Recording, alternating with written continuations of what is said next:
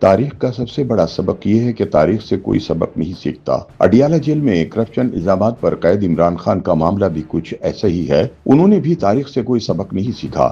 آج بھی اگر وہ ہوش کے ناخن لیتے ہوئے اپنی سیاست میں اعتدال لائیں اور حقیقت پسندی اپنائیں تو شاید ان کے لیے کوئی راستہ نکل آئے، مگر ایسا تبھی ممکن ہے جب وہ اپنی ضد، انا اور ذات کے گنبد سے باہر نکلیں۔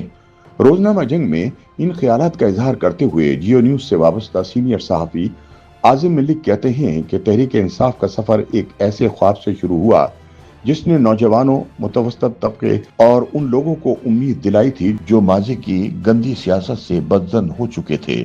کرکٹ کے میدان سے ابھرنے والا ایک سپر اسٹار جب کرپشن کے خاتمے اور ریاست مدینہ بنانے کے نعرے کے ساتھ سیاست میں داخل ہوا تو لاکھوں لوگوں نے اسے اپنا نجات دہندہ سمجھا۔ عمران خان کے گرد ایک ایسی شخصیت پرستی تشکیل دی گئی جو پاکستان کے سیاسی منظرنامے میں منفرد تھی، مگر سیاست صرف نعرے، مقبولیت یا جوش و خروش کا کھیل نہیں، یہ تدبر، لچک، سمجھوتے اور وقت کی نبض پہچاننے کی سائنس بھی ہے۔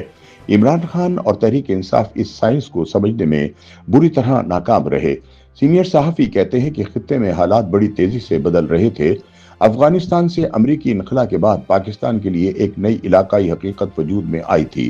چین، وسطی ایشیائی ریاستیں، ایران اور عرب دنیا پاکستان کے ساتھ نئے تعلقات کی بنیاد رکھ رہے تھے۔ پاکستان کی اسٹریٹجک اہمیت ایک بار پھر عالمی سطح پر نمایاں ہو رہی تھی، مگر اس سارے تناظر میں جب ریاست پاکستان ادارہ جاتی یکجہتی کی طرف بڑھ رہی تھی، عمران نے ریاستی اداروں خصوصاً فوج سے تصادم کی راہ اپنا لی۔ انہوں نے فوجی قیادت پر براہ راست تنقید کو اپنی حکمت عملی بنا کر اپنی سیاسی قبر خود کھو دی۔ عمران خان کو چاہیے تھا کہ وہ عوامی پذیرائی اور اقتدار ملنے کے بعد اپنی مقبولیت کو ایک سنجیدہ ریاستی کردار میں ڈالتے، جیسے ذوالفقار علی بھٹو نے 1971 کی فوجی شکست کے بعد ایک نیا پاکستان کھڑا کیا۔ مگر عمران خان کی سیاست کا مرکز اپنی ذات اور اپنی انا بن چکی تھی۔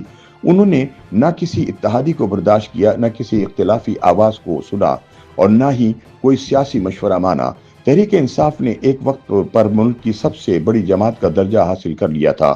یہ وہ وقت تھا جب عمران اگر صرف 20% بھی تدبر، لچک اور مفاہمت کا مظاہرہ کرتے تو آج ان کی جماعت ریاست کی ایک فعال پارٹنر ہوتی، مگر انہوں نے اپنی پارٹی کی قیادت ان وکلا کے سپرد کر دی جن کے لیے سیاست صرف عدالت کے کمرے میں لڑی جانے والی جنگ تھی۔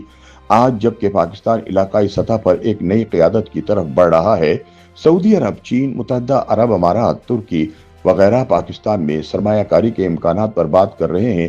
عسکری قیادت نے سیاسی معاملات سے پیچھے ہٹ کر ایک ایسا پیغام دیا کہ اب ریاست صرف آئینی فریم ورک کے اندر چلے گی۔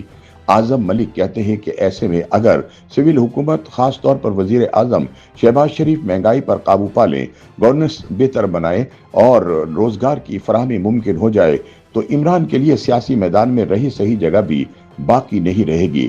لیکن حکومت بھی فی الحال اس سطح پر کارکردگی نہیں دکھا پا رہی جس کی عوام کو توقع ہے۔